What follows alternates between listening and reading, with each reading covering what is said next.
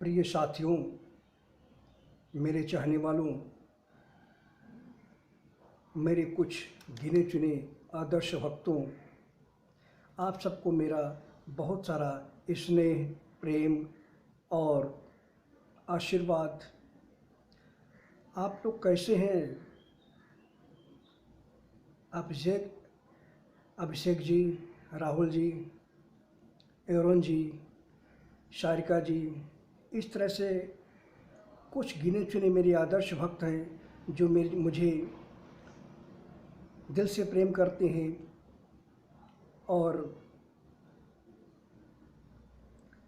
हमेशा मेरा साथ देने की कोशिश करते हैं। लगभग 4 दिनों से मैंने कोई वीडियो दिया नहीं, तो मैं भी आप लोगों को काफ़ी मिस कर रहा था और आप लोगों ने भी काफ़ी मिस किया मुझे और वीडियो के बारे में भी कहा कि प्रभु कब वीडियो जल्दी से देंगे। तो थोड़ी सी बिजी होने की वजह से और कुछ वजह से मैंने वीडियो नहीं दिया था, लेकिन आज मैं घर पे जल्दी आ गया हूँ। रविवार है तो आज मैंने सोचा कि क्यों ना अपनी जिम्मेदारियों को निभाया जाए। मैं भी आप लोगों से जुड़ा हुआ हूँ, दिल से, दिल की गहराइयों से। आप लोग मेरा परिवार हैं, परिवार का हिस्सा हैं और जो जिस रूप में मुझे मानता है मैं भी उसे उसी रूप में मानता हूँ।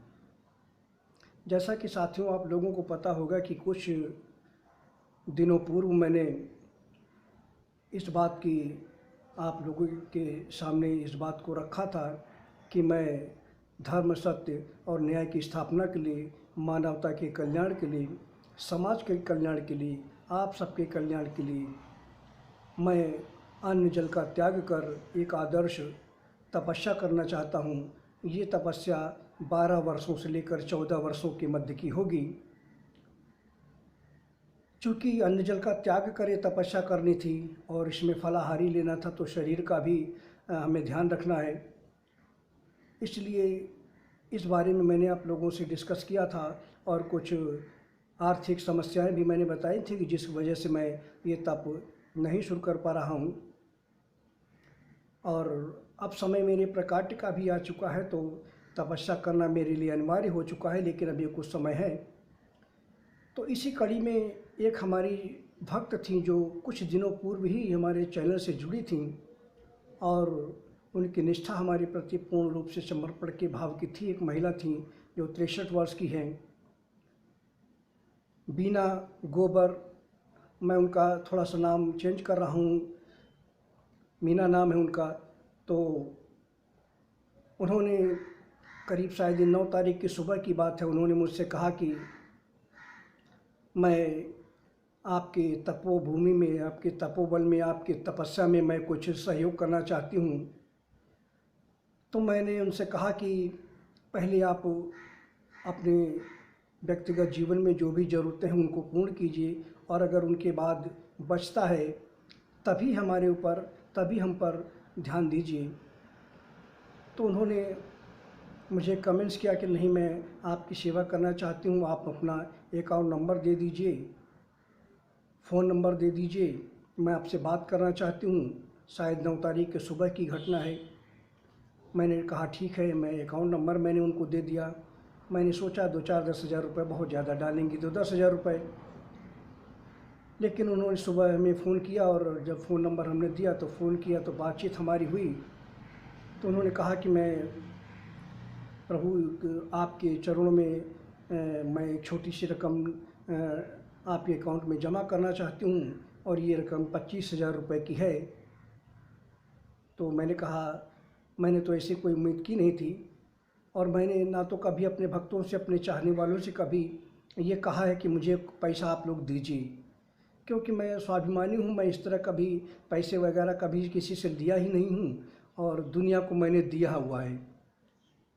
इस दुनिया के जितने बड़े बड़े नेता, अभिनेता, जितने प्रधानमंत्री, राष्ट्रपति पूरी दुनिया के हैं, चाहे अमेरिका के हों, चाहे भारत के हों, चाहे रसिया के हों, चाहे चीन के हों, चाहे फ्रांस के हों, दुनिया के बड़े से बड़े ये जो हैं, ये सब हमारे हाथों का प्रसाद ग्रहण कर चुके हैं और हमसे भिक्षा मांगते हैं कि हे गुरुदेव, आप हमारे बड़े भाई हैं, आप हमारे गुरु हैं, आप हमारे आदर्श हैं, हमें आपके हाथों का प्रसाद ग्रहण करना है। भारत के ही न जाने कितने मुख्यमंत्री, नेता, प्रधानमंत्री हमारे हाथों का प्रसाद ग्रहण कर चुके हैं। यहाँ तक कि हमारे जो राष्ट्रपति वर्तमान के हैं, ये भी हमारे हाथों का प्रसाद ग्रहण कर चुके हैं। तो मैंने कभी किसी से पैसे लिए नहीं हैं। हमेशा मैंने दूसरों के दुखों को दूर करने की ही कोशिश की है। किसी ने अगर मुझसे कह दिया कि मुझे प्रसाद ग्रहण करना है, मुझे भूख लगी है, तो मैंने उसे खिला पिला दिया है, अपने बारे में कभी सोचा नहीं। तो मैंने कभी बैंक बैलेंस वगैरह किया नहीं है।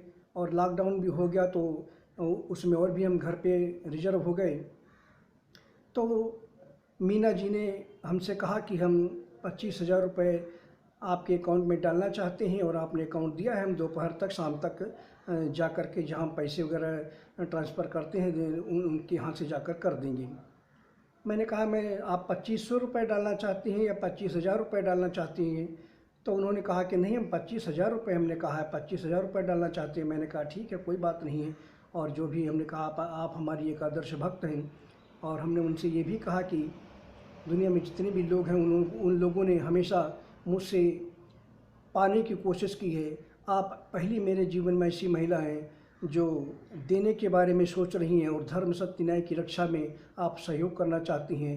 ये बहुत बड़ी बात है। मुझे भी प्रसन्नता हुई, मुझे भी खुशी हुई कि आने वाले समय में हम तपस्या शुरू कर सकेंगे।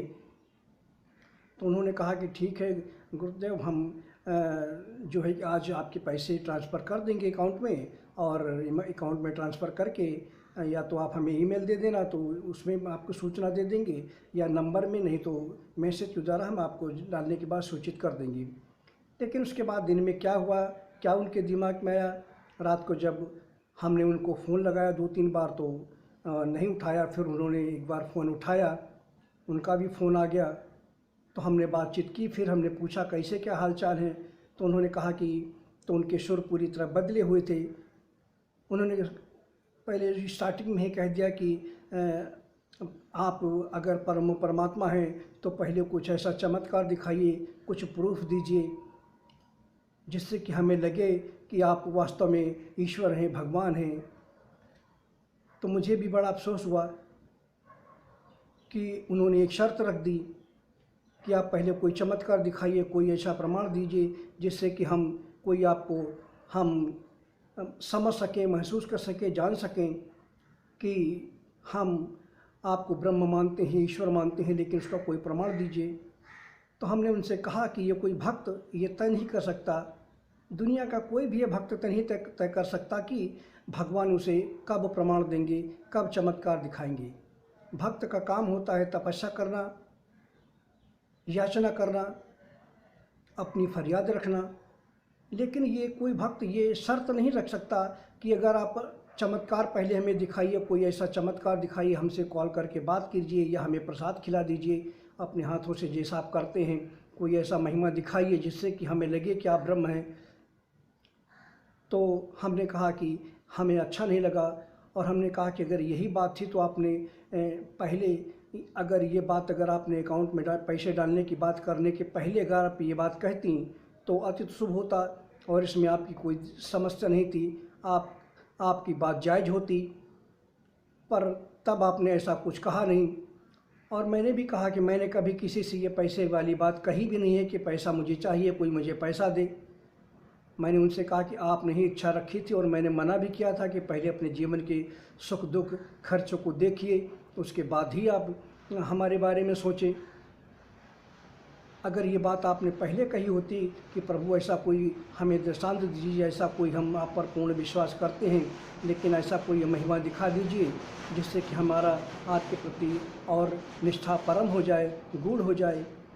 लेकिन आपने जब पैसे डालने की बात आई, और पैसे डालना आपने ही स्वयं चाहा, और जब पैसे आपने नहीं डाले और आपके दिमाग में क्या बात आई, किसने क्या कहा, उसके बाद आप ये शर्त रख रही हैं। तो हमने कहा, भक्त और भगवान के बीच में, प्रेम में शर्त के लिए कोई जगह नहीं होती है। और हमने उनको काफ़ी फटकार भी लगाई, और हमने कहा कि हमारी इसमें कोई गलती नहीं है, आपने ही कहा था। और हमने चमत्कार के बारे में भी हमने पहले ही घोषणा कर रखी है कि 1008 सब्सक्राइबर जब हमारे हो जाएंगे तो उसके बाद निश्चित रूप से हम आपको परम दिव्य रूप के दर्शन देंगे। लेकिन ये परम दिव्य रूप के दर्शन उन्हीं लोगों को हो सकेंगे जो इसके योग्य होंगे, जिनके मन में हमारे प्रति पूर्ण निष्ठा होगी, समर्पण का भाव होगा और योग्यता होगी। वही पूर्ण ब्रह्म के दर्शन इस तरह से हमारे चमत्कारी रूप के दर्शन कर सकेंगे। तो इस तरह की घटना थी। उन्होंने गलती की, बहुत बड़ी गलती की। उन्होंने कहा कि हाँ, मुझसे बिल्कुल गलती हो गई है, आप भगवान हैं, आप हमें क्षमा कीजिए। हमने कहा गलती आपने ऐसे की। उसके बाद हमने उन्हें माँ जी कहना शुरू किया। जब उनकी बात हमने सुनी कि इनकी भावनाएं बदल गई हैं, तो हमने मीना जी अपने भक्त को छोड़ करके उनको हमने माँ जी कहना शुरू किया कि माँ जी आपने ऐसा किया, माँ जी आपने वैसा किया। हमारे भाव उनके प्रति बदल गए। हमने उनको और सम्मान से ही नवाजा, हमने उनके सम्मान के बढ़ाया कि आप उनको फिर हम माँ जी कहने लगे। तो इस तरह की भावनाएं ठीक नहीं होती हैं। मैंने ये दृष्टांत वीडियो इसलिए अपलोड कर रहा हूँ क्योंकि मैं आप लोगों से, आप मेरे चाहने वाले जो भी भक्त हैं, जो भी दर्शक हैं, मैं आप लोगों से पहले ये कहना चाहता हूँ कि आगे बढ़ने से पहले 100 बार सोचें, अपने आप को पूरी तरह मजबूत कर लें चारों तरफ से कि वास्तव में परम योगेश्वर जी जो हैं ये परम परमात्मा है या नहीं है। क्योंकि हमारे शरीर से जो एनर्जी, जो ऊर्जा निकल रही है, जब वीडियो बनाते हैं तो सत्य अपने आप में ही सत्य होता है। हमारे सत्य की इतनी ताकत है कि हिमालय की चोटी भी हमारे सामने नतमस्तक होती है, झुकती है। लोग देवी देवताओं पर विश्वास नहीं करते हैं, लेकिन हम पर विश्वास करते हैं कि क्योंकि हमारा एक एक शब्द ब्रह्मवाक्य होता है। हम कभी झूठ नहीं बोलते और हम झूठ बोलने वालों को पसंद भी नहीं करते हैं। इसलिए आप लोगों को हाथ जोड़कर यह आग्रह है कि कृपया हमें जब भी जिस रूप में भी देखना है अपने आप को परिपक्व कर लें। ये न हो कि आप पहले कहें कि हे प्रभु, आप परम परमात्मा हैं, परम योगेश्वर जी हैं, हम आपको पूर्ण निष्ठा रखते हैं, आप हमारे गुरु हैं, हमारे आदर्श हैं, और उसके बाद कहें कि आप हमारे तो कुछ नहीं है। इससे आपका ही नुकसान होगा, हमारा कुछ नहीं नुकसान होगा। हम तो जो हैं वही रहेंगे। तो आप सबसे हमारी विनती है, आग्रह है कि कृपया गुरु को माने जान के, पानी पिए छान के, ये कहावत है। तो इसलिए पहले जानें, समझें, उसके बाद आगे बढ़ें। हम कभी झूठ नहीं बोलते हैं। हम पूर्ण ब्रह्म हैं तो हैं, हम परम परमात्मा हैं तो हैं। हमने ये भी कहा है कि ये समय कल की अवतार का नहीं है, ये एक आपातकालीन अवतार है जो मेरे रूप में सब पृथ्वी पर मौजूद है, जिसके मस्तक पर स्पष्ट चंद्रमा है और गले के नीचे 2 अर्धचंद्र रेखाएं भी यहाँ पर हैं। ये नास्ट्राडामस के कथन अनुसार भी है और जो संत महात्माओं ने जो रिसर्च की है उसके अनुसार भी उन्होंने ये कहा है कि जो वास्तविक जो परम परमात्मा होंगे, कि जो कल के अवतार होंगे, उनके मस्तक पर दोनों बाहों के बीच में अर्धचंद्र होगा और गले के नीचे 2 अर्धचंद्र रेखाएं होंगी। ऐसा मैंने कई बार अपने वीडियो में दिखाया भी है। तो आप लोगों से मेरा आग्रह है कि कृपया करके, मैं कभी भी झूठ नहीं बोलता हूँ। या तो मुझ पर विश्वास कीजिए तो फिर पूर्ण विश्वास कीजिए, और अगर विश्वास नहीं करेंगे तो फिर आगे मत बढ़िए। मुझे आप लोगों से कुछ नहीं चाहिए। मैंने पहले ही कह दिया है कि दुनिया का एक भी व्यक्ति अगर मुझे ईश्वर नहीं मानेगा तो भी मुझे कोई फ़र्क पड़ने वाला नहीं है, और अगर दुनिया का हर व्यक्ति मुझे परम ब्रह्म परमात्मा मानने लगेगा तो भी मुझे कोई फ़र्क पड़ने वाला नहीं है, क्योंकि मैं जो हूँ तो मैं हूँ। किसी के मानने या मानने से ईश्वर न बदलते हैं न परिवर्तित होते हैं। यह अपने आप में एक आंतरिक व्यवस्था है जो ज्ञान स्वरूप है, जो समस्त कर्मों से रहित है, जो पाप और पुण्य से रहित है, परे है, तटस्थ है। वही पूर्ण ब्रह्म होता है। ये कोई ज़रूरी नहीं है कि परम परमात्मा चमत्कार दिखाएं तभी वह जो है कि ईश्वर होंगे। ऐसी कोई बात नहीं है। कितने ढोंगी, पाखंडी, दुराचारी कल की अवतार बने घूम रहे हैं, लाखों करोड़ों अरबों कमा कर बैठ गए झूठ बोल कर, और उनके पीछे समाज भागता रहा। लेकिन मैं सच बोल रहा हूँ तो आप लोग कहते हैं कि प्रमाण दीजिए। यह भी आप लोगों की मूर्खता ही है, धृष्टता ही है। क्योंकि जब इंसान सच बोलता है तो उस पर लोगों को विश्वास नहीं होता, और जब झूठ का एक आडंबर, एक पाखंड का एक मायाजाल कोई फैलाता है तो उस पर आसानी से लोगों को विश्वास होने लगता है। जैसे आशाराम पर, राम रहीम पर, और एक हैदराबाद क्षेत्र का वो क्या नाम उनका, शिव कुमार नायडू ऐसा कुछ नाम है, उन्होंने कल की अवतार अपने आप को घोषित किया और अरबों रुपए उन्होंने इसी तरह से बना लिए, कमा लिए, पाखंड करके, झूठ बोल करके, और आप लोगों ने सब पर इन पाखंडियों पर विश्वास किया। लेकिन हम पूर्ण सच बोलते हैं, अपना मित्र मानकर आपको बताते हैं, अपना साथी समझकर आप लोगों को बताते हैं, तो आप लोग मुझ पर विश्वास नहीं करते। यही है, इस कलयुग की माया ही ऐसी है कि परम परमात्मा के प्रकाट होने से पहले ही उसने इतने कल्कि पैदा कर दिए कि जब वास्तविक कल्कि आया तो लोग उसे पहचानने से ही इनकार कह रहे हैं कि पहले से ही न जाने कितनी कल्कि हैं, आप पहले सबूत दीजिए। यह भी उस कलयुग की ही महिमा है, यह भी उसकी लीला है जिसने ये भ्रम लोगों में फैला दिया, कल न जाने कितने कल्कि पैदा करके, कि जब वास्तविक कल्कि आएगा तो उसे पहचानने में लोगों को अति कठिनाई होगी। पहचानना इतना मुश्किल नहीं है। जो सत्य बोलेगा, जो पूर्ण समर्पण के भाव से बोलेगा, जो ज्ञान स्वरूप होगा, इस अवतार के बारे में स्पष्ट कहा गया है भविष्यवाणियों में कि वह ऐसा ज्ञान देगा जो वेद शास्त्र पुराणों से परे होगा, उससे आगे होगा। वो ऐसा ज्ञान देगा जिसके बारे में न दुनिया ने कभी सुना होगा और न पता होगा, वो ऐसा ज्ञान देगा। तो इस तरह के लक्षण मैं हमेशा आपको दिखाता रहता हूँ, बताता रहता हूँ, लेकिन आप लोग सोचते हैं कि कोई चमत्कार दिखाइए, कोई हवा में उड़कर दिखाइए। तो ये कलयुग चल रहा है, घोर कलकाल है। ईश्वर के दर्शन करने की क्षमता आज की तारीख में किसी के अंदर नहीं है। मैं तो सब कुछ करने के लिए तैयार हूँ, लेकिन पहले अपने आप को उस योग्य बनाइए जिससे कि आप लोग हमारे उस परम परमात्मा के दर्शन कर सकें। ये पहला वीडियो था साथियों, धन्यवाद। और हमारे चाहने वाले जो हमारे ऊपर पूर्ण विश्वास करते हैं, हम कभी झूठ नहीं बोलते हैं, ये हम आपसे वादा करते हैं। और हमने कभी किसी से पैसे वगैरह मांगे नहीं।